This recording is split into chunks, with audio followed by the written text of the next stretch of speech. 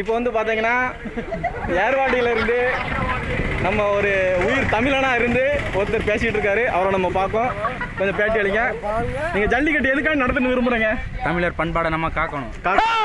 மறைஞ்சிக்கிட்டே இருக்கு. அதை விடக்கூடாது. தமிழரை நம்ம எல்லாரும் காப்பாற்றுறோம். சரி ரைட்டு. தமிழ்நாடு கவர்மெண்ட் வந்து இந்த மாதிரி ஒரு அறிவிக்கை விட்டுருக்காங்க. அதுக்காக நீங்கள் என்ன அந்த உங்களோட பதில் என்ன? கண்டிப்பாக எல்லாத்தையும் நம்மளை தடை செய்யணும்னு நினைக்கிறோம்.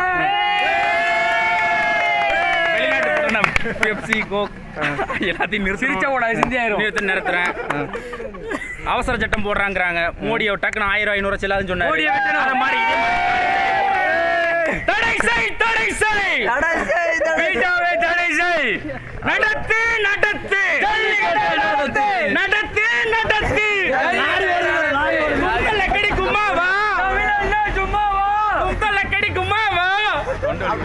அதே மாதிரி நம்ம வந்து பாரத் கேஸ் வந்து பாரத்னால இந்தியா தான். இந்தியாவில் அவங்ககிட்ட வந்து என்ன கேட்கும் அதை நம்ம எப்படிங்க கண்டிப்பாக ஜல்லிக்கட்டு நடக்கணும்.